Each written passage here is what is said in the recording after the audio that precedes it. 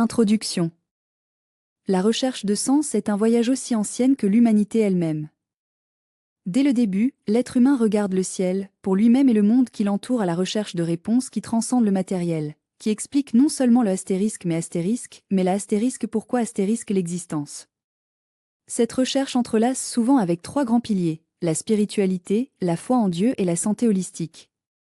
Ce ne sont pas des manières distinctes, mais des dimensions de la même réalité, où le corps, l'esprit et l'esprit sont dans une danse sacrée d'équilibre et d'harmonie. Dans ce livre, nous proposons une profonde réflexion sur la façon dont ces trois éléments se connectent, non pas comme des concepts abstraits, mais comme des expériences de vie qui façonnent notre compréhension de nous-mêmes et de l'univers.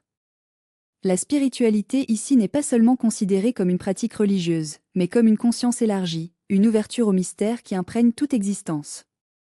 La foi en Dieu, à son tour, n'est pas réduite au dogme, mais elle est comprise comme une relation intime et personnelle avec le divin, une confiance qui soutient même les moments les plus sombres.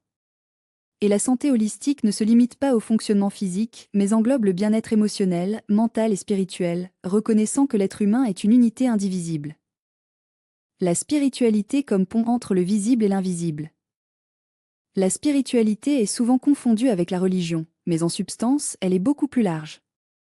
Alors que la religion offre des structures, des rituels et des croyances organisées, la spiritualité est l'expérience directe du sacré, un appel intérieur qui peut ou non être lié à une tradition spécifique. C'est la recherche de sens, le lien avec quelque chose de plus grand que nous-mêmes, que ce soit appelé Dieu, l'univers, l'énergie cosmique ou tout simplement le mystère. Dans l'histoire de l'humanité, nous voyons que toutes les grandes civilisations ont développé des formes de spiritualité, avant même l'institutionnalisation des religions. Les chamans des cultures autochtones, les philosophes présocratiques, les mystiques médiévaux ils ont essayé de déchiffrer les codes cachés de l'existence. Aujourd'hui, dans un monde de plus en plus sécularisé, la spiritualité refait surface non pas comme une évasion de la raison, mais comme un complément nécessaire.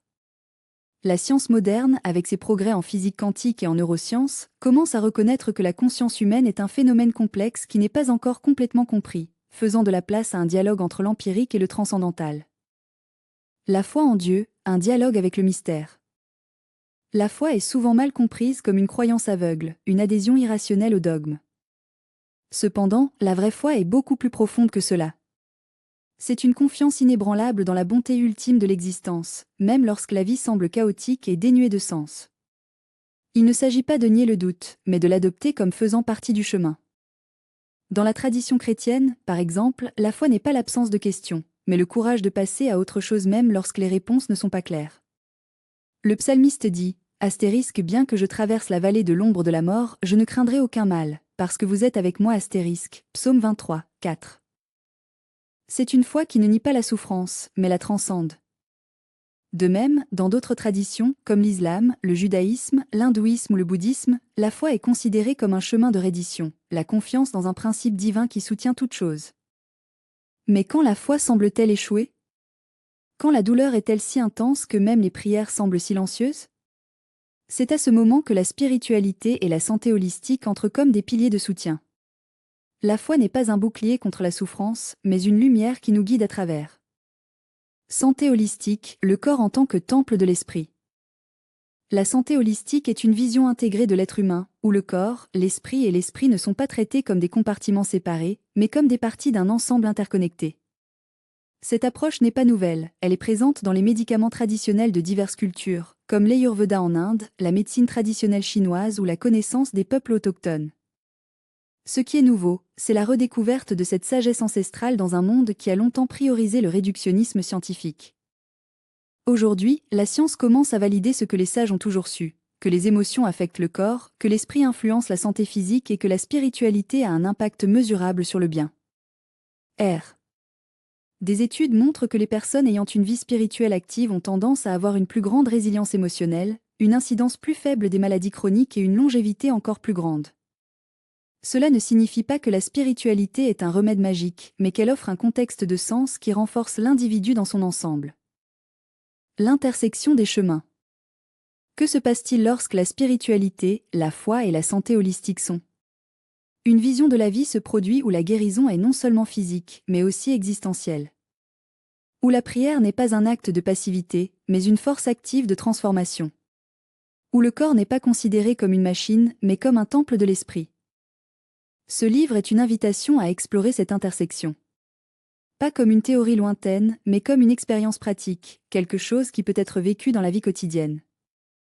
Dans les pages suivantes, nous plongerons dans les réflexions sur la façon dont la foi peut être un fondement pour la santé émotionnelle, comment la spiritualité peut nous aider à faire face à la douleur et à la façon dont la santé holistique peut être une expression de notre lien avec le divin.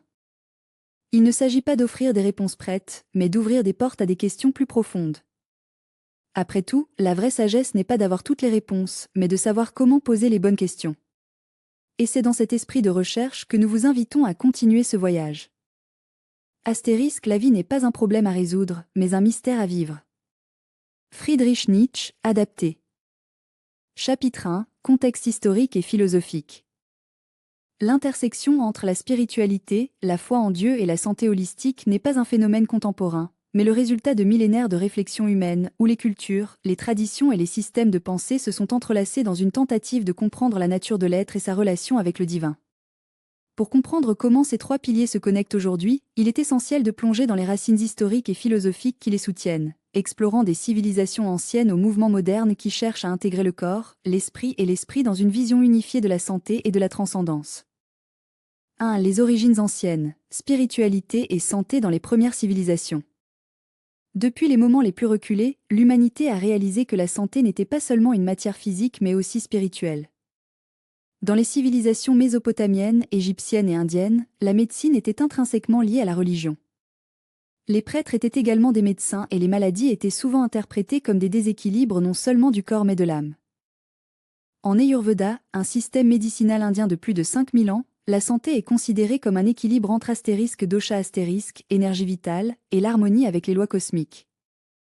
La guérison ne se limite pas aux herbes et aux traitements physiques, mais comprend des pratiques spirituelles telles que la méditation, le yoga et les rituels de purification. De même, en médecine traditionnelle chinoise, la santé est liée au flux de astérisque QI astérisque, énergie vitale, qui doit être en harmonie avec astérisque Tao astérisque, le principe universel qui gouverne toute chose.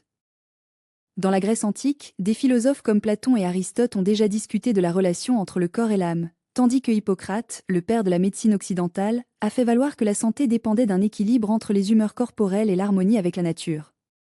Cependant, c'est avec les médecins grecs de l'école Asclépius que la médecine a gagné un caractère sacré, car les temples de guérison étaient des espaces où les malades ont demandé non seulement un traitement physique, mais aussi des rêves prophétiques et une intervention divine. 2. Le rôle des grandes religions dans la vision holistique de la santé. Avec l'émergence de grandes religions monothéistes, la relation entre la foi, la spiritualité et la santé a acquis de nouvelles dimensions. Dans le judaïsme, par exemple, la santé est considérée comme un don divin, et la guérison est souvent associée à l'obéissance aux lois de Dieu. La Torah contient de nombreuses prescriptions sur la nourriture, l'hygiène et les pratiques qui favorisent le bien-être physique et spirituel. Dans le christianisme, la figure de Jésus en tant que guérisseur est centrale. Les évangiles sont pleins de miracles dans lesquels la foi est l'élément essentiel pour la restauration de la santé. L'Église catholique, au Moyen Âge, a maintenu la tradition des hôpitaux religieux, où les moines et les nonnes ont pris soin des patients non seulement avec des médicaments, mais aussi des prières et des rituels. Saint Augustin, dans ses réflexions, a déjà souligné l'importance de l'âme comme source de véritable santé, arguant que le péché était à l'origine de tous les maux, y compris Ico. Dans l'islam, la médecine prophétique, astérisque Tib al-Nabawi astérisque, enseigne que la santé est un état d'équilibre entre le corps, l'esprit, et que la foi en Allah est essentielle à la guérison. Le Coran et les astérisques hadiths astérisques, paroles du prophète Mohammed, apportent des directives sur la nourriture, l'hygiène et les pratiques spirituelles telles que la prière et le jeûne, qui sont considérées comme des formes de purification et de renforcement de la santé. 3. La révolution scientifique et la fragmentation de l'être. Avec l'avènement de la révolution scientifique au XVIIe siècle, il y a eu une rupture dans la vision holistique de la santé. Des figures comme Descartes ont introduit le dualisme corporel, séparant le physique de la médecine spirituelle et réduisant à un champ purement matérialiste. La science moderne, avec sa méthode empirique, a commencé à voir le corps comme une machine et les maladies comme des échecs mécaniques à corriger.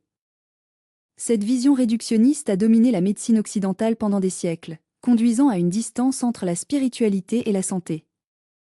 Cependant, même pendant cette période, des mouvements tels que le romantisme et le transcendantalisme, avec des penseurs comme Ralph Waldo Emerson et Henry David Thoreau, ont cherché à sauver l'idée que les êtres humains ne sont pas seulement de la matière mais aussi de l'esprit, et que la nature et la foi sont essentielles pour une vie complète. 4. La résurgence de la vision holistique dans le XXe et le XXe siècle. Au XXe siècle, avec l'avancement de la psychologie et de la physique quantique, la vision holistique de la santé a commencé à être sauvée. Carl Jung, par exemple, a exploré le lien entre l'inconscient, les archétypes et la spiritualité, montrant que la guérison ne se limite pas au physique, mais implique également d'intégrer les aspects les plus profonds de la psyché. La médecine psychosomatique et la psychoneuroimmunéologie ont apporté des preuves scientifiques que les émotions, les croyances et les pratiques spirituelles influencent directement la santé physique. Des études ont montré que la méditation, la prière et la foi peuvent réduire le stress, renforcer le système immunitaire et même accélérer la récupération des maladies. De plus, des mouvements tels que la médecine intégrative et la médecine anthroposophique, basés sur les idées de Rudolf Steiner, cherchent à unir la science et la spiritualité, reconnaissant que les êtres humains sont une totalité inséparable. L'Organisation mondiale de la santé, OMS, a également commencé à inclure le bien-être spirituel dans sa définition de la santé, reconnaissant que la santé n'est pas seulement l'absence de maladie, mais un état d'équilibre physique, mental et spirituel complet. 5. La philosophie derrière l'intégration, une vue transdisciplinaire. Des philosophes contemporains comme Ken Wilber, avec sa théorie intégrale, et Fritjof Capra, auteur de Tao of Physics soutiennent que la séparation entre la science et la spiritualité est artificielle. Ils proposent une vision transdisciplinaire ou la physique. Dièse argument logique. La rationalité de la foi et la science de l'esprit.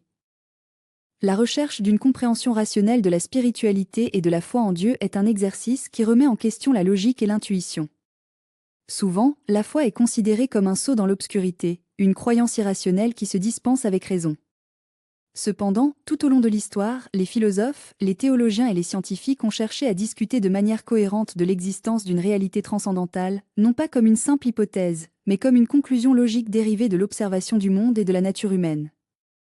Dans ce chapitre, nous explorons les arguments logiques qui soutiennent l'idée que la spiritualité, la foi en Dieu et la santé holistique ne sont pas seulement des problèmes de croyance aveugle, mais de rationalité profonde qui peut être analysée et comprise par la pensée critique. 1. L'argument cosmologique, l'origine de tout. L'un des arguments les plus classiques pour l'existence de Dieu est l'argument cosmologique, qui est basé sur l'idée que tout ce qui existe a une cause. Si nous regardons l'univers, nous réalisons qu'il est fini dans le temps et l'espace, ce qui nous amène à demander qu'est-ce qui a causé l'univers? Si l'univers a commencé, quelque chose devait exister avant lui pour en donner lieu. Ce quelque chose ne peut pas être l'univers lui-même, car ce serait une contradiction logique, quelque chose ne peut pas être à cause de lui-même. Par conséquent, l'existence d'une première cause éternelle et non constante devient une conclusion nécessaire. Cet argument ne prouve pas l'existence d'un Dieu personnel, mais suggère l'existence d'un principe transcendantal qui a donné naissance à tout. Pour de nombreux philosophes, comme Thomas Aquina, cette première cause est Dieu, un être nécessaire qui ne dépend de rien d'autre que vous-même pour exister. 2. L'argument téléologique, ordre et objectif dans l'univers. Un autre argument puissant est le téléologique, qui est basé sur l'observation de l'ordre et la complexité de l'univers. Lorsque nous regardons la nature, nous voyons des systèmes incroyablement organisés des lois de la physique à la structure de l'ADN. La question qui se pose est, cet ordre est-il le résultat du hasard ou de la conception intelligente? Si nous prenons une horloge et le démantalisons, nous verrons que chaque pièce a un objectif spécifique. Personne ne dirait qu'une montre est venue par hasard sans horloger. De même, la complexité de la vie et du cosmos suggère l'existence d'une intelligence ordonnée. Cet argument ne nie pas l'évolution ou les lois naturelles, mais elle demande si la simple victime peut expliquer la précision et l'harmonie que nous observons. Si la science cherche des explications rationnelles des phénomènes, pourquoi ne pas considérer que l'existence même de l'univers pointe un esprit créatif? 3. L'argument moral, l'existence du bien et du mal. L'expérience humaine nous montre que nous avons une notion innée du bien et du mal. Même dans différentes cultures, certains principes moraux sont universels: justice, compassion, honnêteté. Mais d'où vient cette conscience morale? Si l'univers n'était que de la matière en mouvement, sans but ni signification, il n'y aurait aucune raison pour que le bien soit préférable au mal. Cependant, nous pensons que certaines actions sont objectivement bonnes et d'autres, objectivement mauvaises. Cela suggère qu'il existe une source transcendante de moralité, quelque chose qui va au-delà des conventions humaines. Si Dieu est la source du bien, alors notre conscience morale serait le reflet de cette réalité divine. 4. L'argument de l'expérience religieuse, la preuve subjective. En plus des arguments rationnels, il y a l'expérience personnelle de la foi. De nombreuses personnes à travers l'histoire ont signalé des rencontres avec les moments de transcendance divin qui ont changé leur vie. Ces expériences ne sont pas des preuves scientifiques, mais ce sont des preuves subjectives qui ne peuvent pas être ignorées. Si la conscience humaine est capable de percevoir des réalités au-delà du physique, alors la spiritualité n'est pas seulement une illusion, mais une véritable dimension de l'existence. La méditation, la prière et la contemplation sont des pratiques qui conduisent à des états de conscience qui suggèrent un lien avec quelque chose de plus grand. 5. Santé holistique et logique de l'intégration. Si la spiritualité et la foi ont des bases logiques, comment cela est-il lié à la santé holistique ? La médecine moderne a de plus en plus reconnu l'importance de l'esprit et de l'esprit dans le processus de guérison. Des études montrent que les personnes ayant une foi ou des pratiques spirituelles ont tendance à avoir une meilleure santé mentale et physique. Ce n'est pas magique, mais une conséquence logique. Si l'être humain est une unité de corps, d'esprit et d'esprit, alors négliger l'une de ces dimensions conduit à un déséquilibre. La foi et la spiritualité donnent un sens à l'objectif, réduisant le stress et promouvant la résilience. Conclusion, la foi comme conclusion rationnelle. Les arguments logiques n'éliminent pas le besoin de foi, mais montrent que la croyance en Dieu et la spiritualité n'est pas irrationnelle. Au contraire, c'est une conclusion cohérente dérivée de l'observation du monde, de la moralité et de l'expérience humaine. La santé holistique, à son tour, est une conséquence naturelle de cette vision intégrée de l'être humain. Lorsque nous reconnaissons que nous sommes plus que de la matière, qu'il y a une dimension spirituelle en nous, nous prenons soin non seulement du corps mais aussi de l'âme. La logique n'est donc pas un ennemi de la foi. C'est une alliée, un outil qui nous aide à comprendre que la recherche de Dieu et de la santé intégrale n'est pas un acte de superstition, mais de sagesse. Ce chapitre explore la rationalité derrière la spiritualité et la foi, montrant que la croyance en Dieu et la santé holistique n'est pas seulement une question d'émotion, mais aussi de logique. Les arguments présentés offrent une base philosophique solide pour ceux qui recherchent une compréhension plus approfondie de la relation entre l'esprit, le corps et l'esprit. Chapitre 4. Arguments émotionnels. La raison qui naît du cœur. L'émotion est souvent considérée comme l'opposé de la raison, comme s'ils étaient des forces antagonistes dans une bataille éternelle par la domination de l'esprit humain. Cependant, cette dichotomie est une illusion. L'émotion n'est pas un ennemi de la raison, mais sa sœur intime, son compagnon inséparable dans le voyage de la connaissance. Lorsque nous parlons de spiritualité, de foi et de santé holistique, nous ne pouvons ignorer le rôle fondamental des émotions. Car c'est à travers eux que nous vivons souvent le sacré, nous ressentons la présence du divin et trouvons la motivation pour prendre soin de nous-mêmes. Les arguments émotionnels ne sont pas moins valables que les arguments rationnels, ils sont en fait une forme de vérité différente. Bien que la logique nous offre des structures, les émotions nous donnent un sens. Ils sont le pont entre le résumé et le béton, entre ce que nous croyons et ce que nous vivons. Dans ce chapitre, nous explorons comment les émotions façonnent notre relation avec le sacré, comment ils peuvent être un guide de la santé holistique, et comment, lorsqu'ils sont mal compris, ils peuvent nous éloigner de l'équilibre que nous recherchons tant. La foi comme une expérience émotionnelle. La foi n'est pas seulement un ensemble de croyances rationnelles, c'est surtout une expérience émotionnelle profonde. Quand quelqu'un dit « je crois en Dieu », cette déclaration n'est pas seulement intellectuelle, mais portée avec les sentiments, espoir, confiance, amour, peur, gratitude. La foi est née dans le cœur avant qu'elle ne soit établie dans l'esprit. Pensons aux grands mystiques de l'histoire, Santa Teresa d'Avila, Saint Jean de la Croix, Rumi, Maître Eckhart. Ils ont tous décrit leur relation avec le divin non pas comme un exercice philosophique, mais comme une extase émotionnelle, une union qui transcende la logique. La foi, en ce sens, est une langue du cœur, une réponse émotionnelle au mystère de l'existence. Mais que se passe-t-il lorsque les émotions associées à la foi sont refusées ou réprimées ? Souvent, la spiritualité devient un exercice froid, distant et sans vie. La foi n'est plus une expérience transformatrice et est réduite à un ensemble de dogmes vides. D'un autre côté, lorsque les émotions sont excessivement exaltées sans discernement approprié, la foi peut devenir instable, dépendante des UPS et des bases émotionnelles, conduisant à des extrémismes ou à la spiritualité superficielle. L'équilibre est de reconnaître que la foi est à la fois une question de cœur et de l'esprit. L'émotion nous motive, mais la raison nous guide. Ensemble, ils nous permettent de vivre une spiritualité authentique et mature. Santé holistique et intelligence émotionnelle. La santé holistique ne se limite pas au corps physique, il couvre également l'équilibre émotionnel et spirituel. Et voici un paradoxe. Souvent, au nom de la santé, nous refusons nos émotions. Combien de personnes répriment la tristesse, la peur ou la colère parce qu'elles croient que ces sentiments sont négatifs et donc nocifs pour le bien-être? La véritable santé holistique n'est pas l'absence d'émotions difficiles, mais la capacité de les expérimenter sans être dominé par eux. L'intelligence émotionnelle, la capacité de reconnaître, de comprendre et de gérer nos émotions, est un pilier essentiel pour une vie équilibrée. Lorsque nous parlons de guérison, nous ne parlons pas seulement de médecine ou de physiothérapie. Nous parlons d'un processus qui implique l'âme.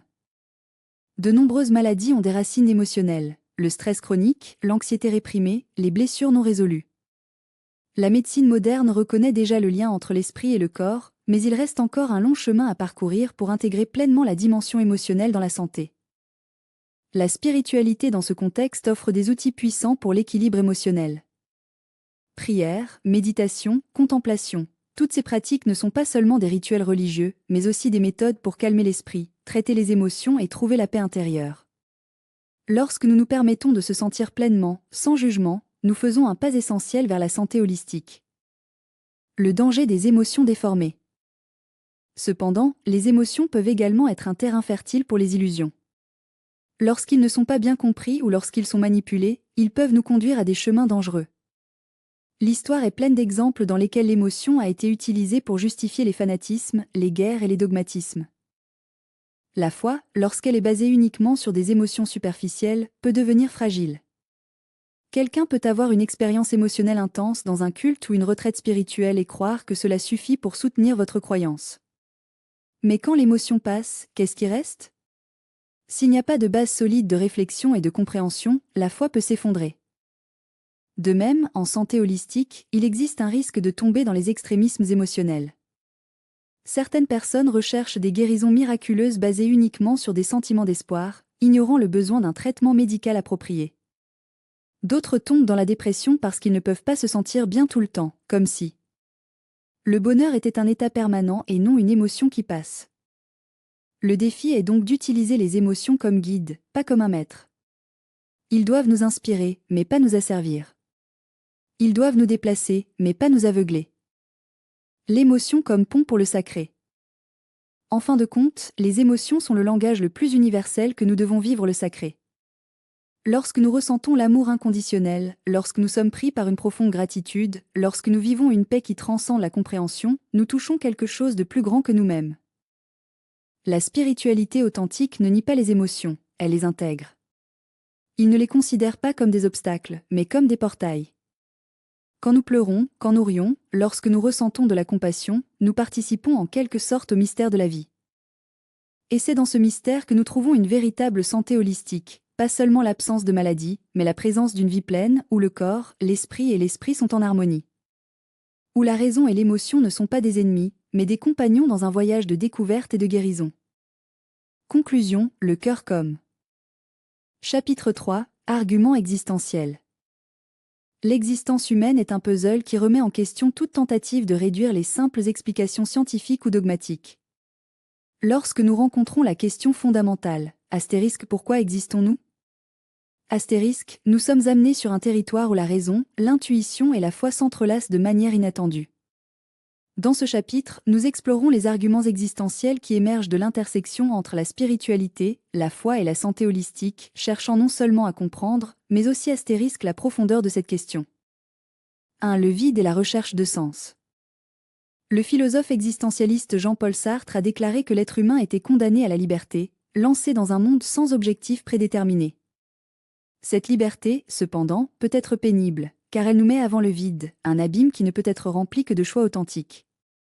Mais que se passe-t-il si ce vide n'est pas seulement une absence, mais une invitation? Du point de vue spirituel, le vide n'est pas une fin mais un portail. De nombreuses traditions mystiques, comme le bouddhisme et le soufisme, parlent du vide sacré, comme un espace où le divin peut se manifester. Lorsque nous nous permettons de vivre ce vide sans crainte, nous ouvrons la voie à une foi qui n'est pas aveugle mais expérimentée. La santé holistique, à son tour, nous enseigne que ce vide peut être un signe de déséquilibre, qu'il soit physique, émotionnel ou spirituel. Par conséquent, la recherche de sens n'est pas seulement philosophique, mais aussi physiologique et énergique. 2. La douleur en tant que professeur existentiel. La douleur est l'une des expériences les plus universelles et en même temps plus personnelles de l'existence. Il peut être physique, émotionnel ou spirituel, mais nous confronte toujours à la fragilité de la vie. Viktor Frankl, dans Astérisque à la recherche du sens astérisque, soutient que même dans une souffrance extrême, comme dans les camps de concentration nazis, l'être humain peut trouver un sens s'il a un astérisque. Pourquoi astérisque pour vivre? Mais comment la douleur est-elle liée à la foi et à la santé holistique? La spiritualité considère souvent la douleur comme un chemin de purification ou de croissance. Dans le christianisme, la croix est un symbole de rachat de souffrance. Dans l'hindouisme, le karma est une loi cosmique qui enseigne à travers l'expérience. La santé holistique nous rappelle que la douleur ne doit pas être ignorée mais intégrée. Le corps, l'esprit et l'esprit sont interconnectés, et une douleur non traitée à un niveau peut se manifester dans un autre. 3. Liberté et responsabilité existentielle. Si Dieu existe, et s'il nous a donné le libre arbitre, alors notre existence est un acte de co-création. Cette idée est au cœur de nombreuses traditions spirituelles. Nous ne sommes pas de simples spectateurs du destin, mais des participants actifs dans la construction de notre réalité. Cependant, cette liberté s'accompagne d'une profonde responsabilité. La santé holistique renforce cette notion en soulignant que nos choix, aliments, pensées, relations, façonnent non seulement notre corps mais aussi notre conscience. Si nous choisissons de vivre en disharmonie, nous subissons les conséquences. Si nous recherchons l'équilibre, nous récoltons les fruits. La foi dans ce contexte n'est pas une évasion de la responsabilité, mais une invitation à le vivre avec courage et confiance. 4. Le mystère de la mort et de l'éternité. La mort est le plus grand mystère existentiel. Elle nous confronte à la finitude et nous fait nous demander s'il y a quelque chose au-delà. De nombreuses religions offrent des réponses, la réincarnation, le paradis, l'enfer, l'union avec le divin, mais la vérité est que personne ne le sait avec certitude. Cependant, la façon dont nous gérons la mort révèle beaucoup sur notre spiritualité et notre santé intérieure. Une personne qui vit dans le déni de la mort peut développer une anxiété ou une dépendance chronique, essayant d'échapper à l'inévitable. Ceux qui font face à la mort comme une partie naturelle de la vie ont tendance à vivre plus pleinement. La santé holistique nous apprend à prendre soin du corps afin que la transition, à son arrivée, soit paisible. La foi, à son tour, offre de l'espoir, non pas comme une illusion, mais comme une confiance que l'existence ne se termine pas dans la tombe. 5. La rencontre avec le sacré dans la vie quotidienne. La spiritualité n'est pas seulement dans les temples ou dans de grandes révélations, il se manifeste dans l'ordinaire. Quand nous mangeons avec gratitude, lorsque nous respirons consciemment, lorsque nous aimons sans condition, nous touchons le sacré. La santé holistique nous rappelle que le corps est un temple, et la foi nous dit que ce temple est habité par le divin. En ce sens, les arguments existentiels ne sont pas seulement théoriques, ils sont vécus. Chaque choix, chaque pensée, chaque acte d'amour ou de haine est un argument pour ou contre une vie complète. L'existence n'est donc pas un problème à résoudre, mais un mystère à vivre. Conclusion, l'existence en tant que danse sacrée. La vie est une danse entre les connus et l'inconnu, entre la souffrance et la joie, entre le doute et la foi. Les arguments existentiels ne nous donnent pas de réponse définitive, mais nous invitent à plonger plus profondément dans l'expérience de l'existence. Lorsque nous intégrons la spiritualité, la foi et la santé holistique, nous constatons que l'existence n'est pas un fardeau, mais un cadeau qui n'a du sens que lorsqu'il est partagé, lorsqu'il est vécu dans une plénitude. Et donc, la question astérisque pourquoi existons-nous? Astérisque, il se transforme. Nous ne cherchons plus de réponse, mais une expérience. Et dans cette expérience, nous trouvons non seulement nous-mêmes, mais aussi le divin qui habite dans tout. Ce chapitre explore l'existence humaine de manière profonde et multidimensionnelle, reliant la philosophie, la spiritualité et la santé de manière organique. Si vous avez besoin d'ajustement ou d'extension à un moment donné, je suis disponible.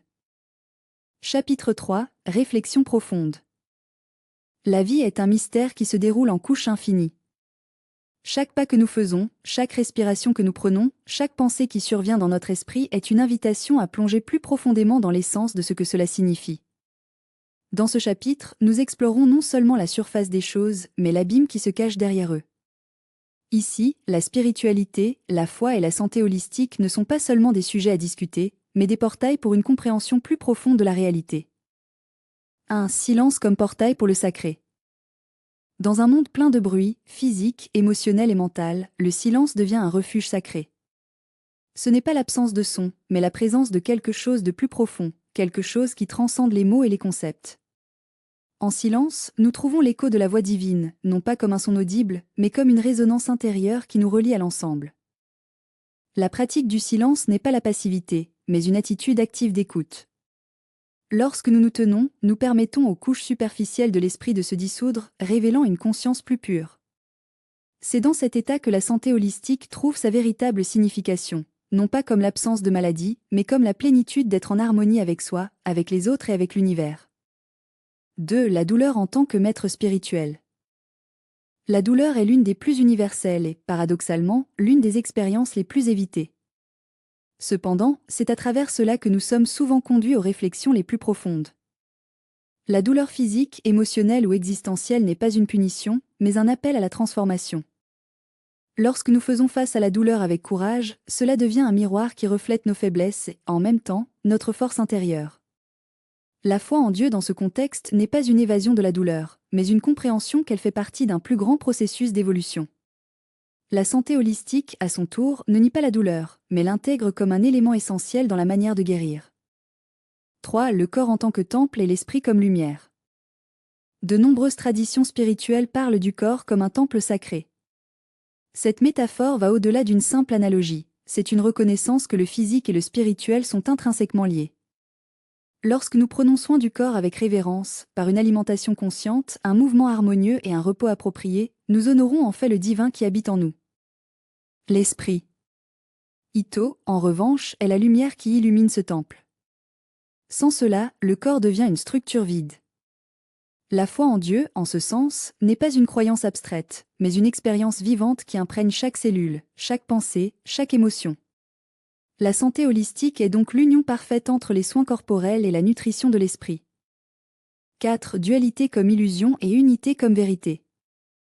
Nous vivons dans un monde qui nous apprend à voir les choses comme séparées, le corps et l'esprit, la matière et l'esprit, moi et l'autre. Cependant, la spiritualité la plus profonde nous révèle que cette séparation est une illusion. Tout est interconnecté et la vraie santé survient lorsque nous reconnaissons cette unité. La foi en Dieu dans ce contexte est la perception que nous ne sommes pas isolés, mais nous faisons partie d'un plus grand tissu cosmique. Lorsque nous ouvrons à cette compréhension, la santé holistique n'est plus un objectif personnel et devient une expression naturelle de notre être. Nous n'avons plus besoin de nous battre pour être en équilibre, simplement astérisque nous sommes astérisque l'équilibre. 5. La mort comme portail pour la vie éternelle. La mort est peut-être le plus grand tabou de l'humanité. Cependant, c'est aussi l'un des plus grands mystères et, paradoxalement, l'un des plus grands maîtres. Lorsque nous réfléchissons à la mort, nous sommes invités à vivre plus intensément, avec plus de présence, avec plus d'amour. La foi en Dieu nous enseigne que la mort n'est pas la fin mais une transition. La santé holistique, à son tour, nous rappelle que la vie n'est pas seulement l'existence physique, mais un voyage continu de l'âme. Lorsque nous embrassons cette perspective, chaque instant devient sacré, chaque action devient une prière, et chaque souffle devient un acte de gratitude. Conclusion, la profondeur comme moyen. Refléter profondément n'est pas un exercice intellectuel, mais un voyage du cœur. C'est pour permettre aux questions d'être plus importantes que les réponses, que le mystère est plus précieux que la certitude. Dans ce chapitre, nous exploitons le silence, la douleur, le corps, la dualité et la mort non pas comme des thèmes isolés, mais comme des portails pour une compréhension plus large de l'existence. La spiritualité, la foi en Dieu et la santé holistique ne sont pas des manières distinctes, mais des dimensions de la même vérité, que nous sommes, en même temps, de la matière et de l'esprit, fini et infini, humain et divin. Lorsque nous embrassons cette vérité, la vie devient une danse sacrée, où chaque étape est une prière et chaque souffle est un acte d'amour. Que ces réflexions lisent non seulement, mais vivaient, ressenties et intégrées dans chaque fibre de votre être. Car à la fin, la vraie profondeur n'est pas en mots, mais dans l'expérience silencieuse et sacrée de simplement astérisque être astérisque. Conclusion, le chemin intégré, où tout est. Lorsque nous arrivons à la fin de ce voyage, nous ne sommes pas confrontés à une fin, mais à un seuil.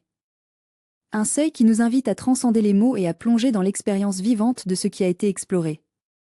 L'intersection entre la spiritualité, la foi en Dieu et la santé holistique n'est pas un concept à déchiffrer, mais une façon de suivre, une danse à danser, un mystère à vivre. L'unité qui transcende les parties. Tout au long de ce livre, nous explorons comme le corps, l'esprit et l'esprit ne sont pas des entités isolées, mais des dimensions de la même réalité. La santé holistique ne se limite pas à l'absence de maladie, mais à la présence d'un équilibre dynamique où chaque partie de l'être humain est en phase avec l'ensemble. La spiritualité, à son tour, n'est pas un refuge dans le monde, mais une façon de s'attarder en lui avec pleine conscience. Et la foi en Dieu n'est pas une croyance statique, mais une relation vivante, une ouverture continue au sacré qui imprègne toute chose. Ces trois dimensions ne se chevauchent pas, mais s'entrelacent comme des fils du même web. Lorsque nous prenons soin du corps, nous nourrissons également l'âme. Lorsque nous cultivons la foi, nous renforçons la résilience de l'esprit. Lorsque nous nous ouvrons à la spiritualité, nous permettons à la santé de couler plus pleinement. Il ne s'agit pas de choisir entre eux, mais de reconnaître que tout le monde est des visages de la même pièce. La foi comme pont entre le visible et l'invisible. La foi est souvent considérée comme un saut dans l'obscurité, l'adhésion à quelque chose qui ne peut pas être prouvé. Mais en fait, la foi est un pont. Elle ne nie pas la raison, mais la transcende.